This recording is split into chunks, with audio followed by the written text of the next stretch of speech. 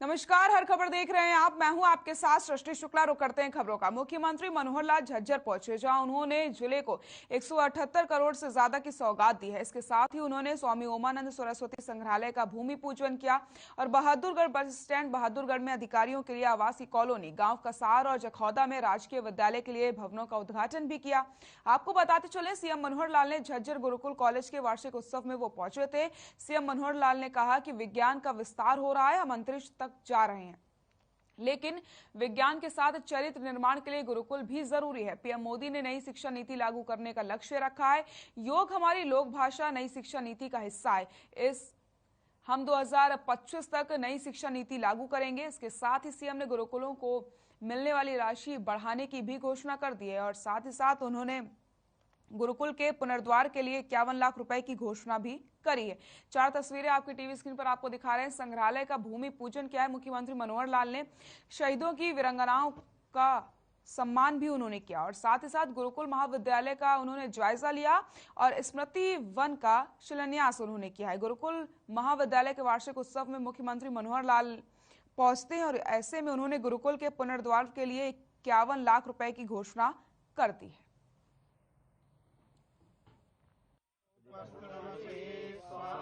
गुरुकुल झज्जर के महाविद्यालय का जो 106वां वार्षिक उत्सव कार्यक्रम था, इसमें मेरा आना हुआ। यहाँ गुरुकुल शिक्षा पद्धति और जो हमारी आधुनिक शिक्षा पद्धति है, इसमें समन्वय करने की आवश्यकता है। ये सब लोगों ने इसका समर्थन किया है। इसी प्रकार से हमारे पुरातत्व के जो संग्रहालय के नाते से जो एक संपदा जिसको संग्रह रूप में यहाँ रखा जाएगा, उसके भी भूमिपूजन का कार्यक्रम हुआ। लगभग 50-60 करोड़ रुपये लगा करके उस पर एक भव्य संग्रहालय बनाया जाएगा, ताकि इस क्षेत्र ऐसे लोगों को जिनकी रुचि है उनके लिए एक पर्यटन का ये केंद्र भी बन सके, उसके इस इलाके को बहुत लाभ होगा। सैकड़ों की संख्या में, चाहे नूह है, चाहे गुड़गांव है, चाहे पानीपत है, चाहे यमुनानगर है, बहुत जगह में घटनाएं मिली हैं हमको। और बहुत सी लड़कियों को भगा कर ले जाते हैं, दूर तक ले जाते हैं और कई बार तो मिलती भी नहीं है। तो इन चीज़ों को ध्यान में रखते हुए ये एक समस्या है। इस समस्या के कारण से तनाव पैदा हो रहा है समाजों में। तो समाज के तनाव को कम करने के लिए, वो तो लोग कहते हैं इससे तनाव पैदा होगा, मेरा कहना है कि आज जो तनाव है उसको कम करने के लिए सामंजस्य सौहार्द परिवारों में यानी समाजों में बना रहे, एक दूसरे के समाज में किसी प्रकार का ऐसा रोष प्रकट न हो। और धर्मांतरण करना कोई हमें कोई उसमें वर्जित नहीं है, यानी संवैधानिक एक अधिकार भी है धर्मांतरण। लेकिन धर्मांतरण लोभ से, लालच से, धोखे से, शादी के लालच से, विदेश भेजने के लालच से, नौकरी दिलाने के लालच से ये जो किया जाएगा तो ये समाज के लिए घातक है। इसलिए हम इसको रोकने के लिए धर्मांतरण स्वतंत्र बिल हम ही नहीं लाए, 8 स्टेट्स और ला चुके हैं, इसलिए हरियाणा में आवश्यकता। मुख्यमंत्री मनोहर लाल झज्जर के गांव हसनपुर स्थित एक शिक्षण संस्थान पहुंचते हैं, जहां पार्टी कार्यकर्ताओं से सीएम ने मुलाकात करी और कार्यकर्ताओं को संबोधित किया। सीएम ने कार्यकर्ताओं को मंत्र देते हुए कहा कि बीजेपी का संगठन चट्टान की तरह मजबूत है। साथ ही साथ सीएम ने सभी कार्यकर्ताओं से कहा कि गरीब की सेवा का संकल्प लिया जाए। सीएम ने उपलब्धियों को जन जन तक पहुंचाने का आह्वान भी किया। इस दौरान बीजेपी के प्रदेश अध्यक्ष ओम प्रकाश धनखड़ और सांसद अरविंद शर्मा भी मौजूद रहे।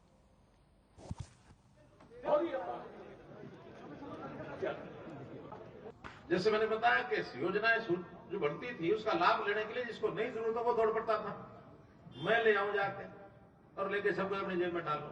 जिस गरीब के लिए योजना है उसको कोई नहीं संभालता। हमने व्यवस्था निकाली, क्या हर एक परिवार की मैपिंग करो, हर एक परिवार का डाटा इकट्ठा करो, परिवार पहचान पत्र बनाओ उसका, कि उस परिवार में कितने सदस्य हैं, कौन क्या करता है, पढ़ाई कितनी करता है, उसकी नौकरी किसी की है क्या, कोई अपना बिजनेस करता है क्या, साल में, महीने में, साल में कितना कमाता है, और फिर जो उसमें सबसे पीछे है उसकी पहचान करो। उसके ऊपर भी भरोसा नहीं किया। कोई भी आदमी जो 5 लाख रुपया कमाता है वो कहता मैं तो 50,000 रुपया कमाता हूं इस साल का। हम नहीं करते भरोसा किसी पर। हमने उसको वेरीफाई कराया है और वेरीफाई करने में जो सामाजिक कार्यकर्ता है वो सब उनको जाकर के पता करके आए। धर्मनगरी कुरुक्षेत्र में 8 मार्च को प्राकृतिक खेती पर 1 दिवसीय कार्यशाला का आयोजन किया जा रहा है। इसमें मुख्यमंत्री मनोहर लाल शिरकत करने वाले हैं। गुजरात के राज्यपाल आचार्य देव व्रत शिरकत भी करेंगे। साथ ही साथ हजारों की संख्या में किसान भी कार्यक्रम में पहुंचेंगे। कार्यक्रम की जानकारी कृषि मंत्री जेपी दलाल ने दी है। साथ ही साथ उन्होंने बताया कि गुरुग्राम में ऑर्गेनिक फार्मिंग मंडी बनाई जाएगी, जिसके लिए आने वाले बजट में प्राकृतिक कृषि के लिए अलग से राशि रखी जाएगी। जो पेस्टिसाइड तो वो प्रदेशों में, चाहे वो हिमाचल है, चाहे वो गुजरात है या कोई और प्रदेश, इस दिशा में किसी ने कोई उपलब्धि प्राप्त की है, उनसे सीख करके उससे भी आगे हमारे किसानों को प्रशिक्षित करें। और हमारा लक्ष्य कृषि विभाग का ये है कि धीरे धीरे करके हम जो प्राकृतिक कृषि को बढ़ाएं, अच्छे प्रोडक्ट तैयार करें, ऐसे प्रोडक्ट तैयार करें जिसको अच्छी वैल्यू मिले, ज्यादा भाव मिले और इंटरनेशनल मार्केट के अंदर भी जिसकी काफी मांग रहे। उसी मकसद से हमने कार्यशाला की है। फरीदाबाद से महामंडलेश्वर मुनि जी महाराज के NH 5 में स्थित सर्वेश्वर मंदिर में फूलों की होली का भव्य आयोजन हुआ। इस अवसर पर वृंदावन धाम से कई कलाकार आए, जिन्होंने होली की रसिया और भजन गाए। वहीं बडखल की विधायक सीमा तित्रा ने पहुंच करके मुनि जी महाराज का आशीर्वाद लिया। दूसरी ओर मुनि जी महाराज ने श्याम संग ना खेलो होली गाकर श्रद्धालुओं का मन मोह लिया। उन्होंने कहा कि होली का अर्थ है कि होली यानी जो बीत गया उसको भुला करके सबको गले लगा लिया जाए।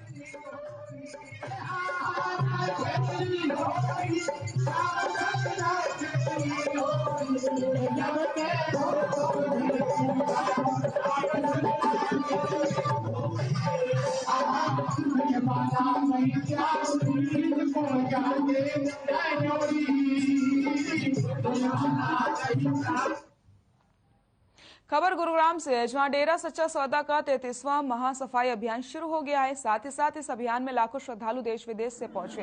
वहीं इस अभियान की शुरुआत ज्वाइंट कमिश्नर विजयपाल यादव ने झाड़ू लगाकर की। साथ ही साथ इस मौके पर उन्होंने डेरा सच्चा सौदा के संत डॉक्टर गुरमीत राम रहीम सिंह जी के शुरू किए गए महासफाई अभियान की भी जमकर तारीफ की। दरअसल गुरुग्राम में डेरा सच्चा सौदा के प्रमुख राम रहीम के अनुयायियों ने सड़कों पर उतरकर पूरे गुरुग्राम की सफाई की। गुरुग्राम के हाईवे हो, गली हो या फिर मोहल्ले हो, हर जगह राम रहीम के अनुयायियों ने सड़कों पर उतर करके सफाई करते हुए वो नजर आए।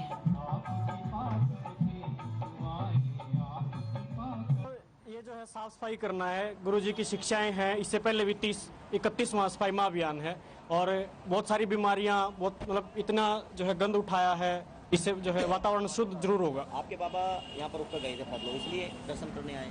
ये तो बिल्कुल एक पॉइंट है ही कि दर्शन करने आए। साथ में जैसे प्रशासन की मंजूरियां हैं, उस हिसाब से जहां भी और कहीं भी अगर होता है तो संगत जो है रेडी है। हम जो है पर्सनली मैं 30 में से 17-18 जगह गया हूँ सफाई में। एग्जैक्ट पोजीशन तो हमारे पास शाम को आ जाएगी, लेकिन करीब 5 लाख से ज्यादा अनुयायी हैं। जो हमारा मकसद बस यही जो गुरुजी ने सिखाया है, डेरा सच्चा सौदा द्वारा 138 मानवता भलाई कार्य किए जा रहे हैं। उसी कड़ी में जो स्वच्छता अभियान 2011 से शुरू किया गया था, अब तक गुरुजी की पावन प्रेरणा पे चलते हुए 32 से ज्यादा शहरों को हमने साफ किया जी। तो आपके गुरुजी के दर्शन हुए आपके? नहीं, गुरुजी के दर्शन तो ऐसा है जी, अभी जैसे गुरुजी ने आदेश दिया या मैनेजमेंट मिली थी तो गुरुजी प्रबल पे आए थे, तो यही आदेश दिए थे कि अभी साथ संगत ने जाना नहीं है, हुक्म नहीं है। तो हमारी संगत तो ऐसी है जैसे आप एक कच्चा धागा लगा दो, वो धागे को भी टच नहीं करती। देखो जी, ये हमारे गुरु की शिक्षा है कि आप सफाई अभियान करो। और वो कौन सा नारा है अपना, पृथ्वी साफ मिटे रोग अभिशाप। 21 दिन के लिए आपके जो यहाँ पर बाबा हैं वो यहाँ पर रुक के गए थे, फरलो पे आए थे, इसलिए आपको ये साफ कर रहे हैं। हाँ जी, हम एक्चुअली दर्शन नहीं कर पाए, मतलब वो कुछ गुरुजी की मजबूरी कह लो कि भी उनको एक ही प्लेस पे साइन करने पड़े, भी वहीं से बाहर नहीं जाएंगे। कुछ सिक्योरिटी का क्वेश्चन भी था, तो हम दर्शन नहीं कर पाए। तो हमने सब ये योजना बनाई कि जहाँ हमारे गुरुजी रहे 21 दिन, भी उस जगह के हम दर्शन करके आए। क्या नाम आपका? सर, मेरा नाम रेनू है। कहाँ से आए हो आप? मैं पंचकुला से आई हूँ जी। तो आप यहाँ पर सफाई अभियान शुरू किया है, क्या मकसद आपका? हमारा मकसद बस गुरुग्राम की पूरी सफाई करनी है। हमारे गुरुजी यहाँ पे आए थे 21 दिन की परलो पर, तो वो यहाँ पे रुक के गए हैं। तो हमारा मकसद है कि हमने ये गुरुग्राम की पूरी सफाई करके जानी है। तो आगे भी सिटी में जाएंगे आप? हाँ जी, आगे के देखेंगे और भी जैसे सिटीज में पहले भी बहुत अभियान हो चुके हैं, पहले बहुत सिटीज में सफाई अभियान किया है हमने। कितने अनुयायी के अनुमान लगा जा सकता है गुड़गांव में? यहाँ से 70 से 80 लाख अनुयायी आज आए हुए हैं जी। तो ये अभियान कहाँ से शुरू किया गया था और इसका समापन कहाँ पर होगा? हमारी पंचकुला की ड्यूटी यहाँ सिविल लाइन से हुई थी। जैसे अलग अलग सिटीज को अलग अलग एरिया दिए गए हैं, जैसे कोई कहीं सफाई कर रहा है, कोई कहीं सब्जी मंडी वगैरह, अलग अलग सिटी जगह दी गई हैं, तो सारे अलग अलग जगह पे लगे हुए हैं सफाई में। गुरुग्राम के इफ्को चौक पर उस वक्त अफरा तफरी का माहौल बन गया जब इफ्को चौक पर कैश वैन में आग लग गई। बताया जा रहा है कि कैश वैन को गुरुग्राम से दिल्ली लाया जा रहा था। इसी दौरान इफ्को चौक पहुंचते ही कैश वैन में आग लग गई। कड़ी मशक्कत के बाद आग पर काबू पाया गया। राहत की बात यह रही किसी की जान को कोई नुकसान नहीं पहुंचा। जब वैन में आग लगी तो ड्राइवर ने वैन से कूद करके जान बचा ली।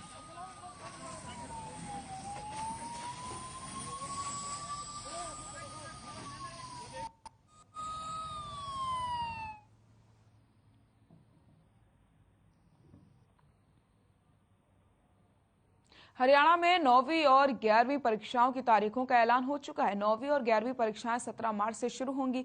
परीक्षाओं की तारीख हरियाणा विद्यालय शिक्षा बोर्ड की वेबसाइट पर अपलोड कर दी गई हैं। परीक्षाओं की जानकारी देते हुए बोर्ड सचिव कृष्ण कुमार ने बताया कि 9वीं की परीक्षाएं 17 मार्च से शुरू होकर 2 अप्रैल तक चलेंगी, जबकि 11वीं की परीक्षाएं 17 मार्च से शुरू होकर 13 अप्रैल तक चलेंगी। परीक्षाओं का समय सुबह 8:30 बजे से लेकर 11 बजे तक रखा गया है।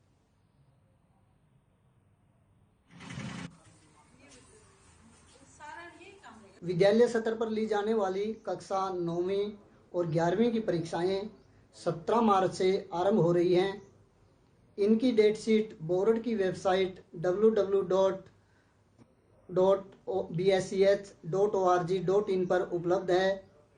9वीं कक्षा की परीक्षाएं 17 मार्च से शुरू होकर 2 अप्रैल तक चलेंगी और 11वीं कक्षा की परीक्षाएं 17 मार्च से आरंभ होकर 13 अप्रैल तक चलेंगी। ये परीक्षाएं एक ही सत्र में होंगी, सुबह 8:30 बजे से 11 बजे तक। और मैं सभी विद्यालयों के मुख्याध्यापक और प्रिंसिपल को निर्देश देना चाहूँगा कि सभी परीक्षाएं सुचारू रूप से संचालित की जाए और परीक्षाओं का आयोजन नकल रहित किया जाए। धन्यवाद। परीक्षाएं 17 मार्च से शुरू की गई हैं, तो ये बोर्ड का एक सराहनीय कदम है, क्योंकि टीचर्स और बच्चों के सभी के दिमाग में एक परसेप्शन होता है इस समय पर कि परीक्षाएं मार्च में की जाएं। वो मेंटली इसके लिए प्रिपेयर होते हैं। तो बोर्ड ने अभी मार्च में परीक्षाएं कराकर बड़ा अच्छा सराहनीय कार्य किया है। इसके लिए मैं माननीय मुख्यमंत्री महोदय, शिक्षा मंत्री महोदय और हमारे वर्दी डायरेक्टर सर, बोर्ड चेयरमैन सभी का धन्यवाद करना चाहूँगा, जिन्होंने ये एक उचित समय पर उचित निर्णय लिया। हरियाणा विद्यालय शिक्षा बोर्ड की 9वीं और 11वीं परीक्षाएं 17 मार्च से शुरू हो रही हैं। मेरा बेटा 9वीं में पढ़ता है और अब की बार खुश है कि ऑफलाइन परीक्षाएं हो रही हैं और एक शेड्यूल के तहत हो रही हैं। कोरोना के कारण 2 साल बच्चों की बर्बाद हो चुकी हैं। अब की बार बच्चों ने ऑफलाइन ऑनलाइन दोनों मोड से अच्छी तरह से पढ़ाई कर रखी है। हमें खुशी है कि बोर्ड परीक्षाएं ढंग से आयोजित करवाएगा और बच्चे मन लगा के पढ़ रहे हैं। हरियाणा विद्यालय शिक्षा बोर्ड की 9वीं और 11वीं परीक्षाएं 17 मार्च से शुरू हो रही हैं। मेरा बेटा 9वीं।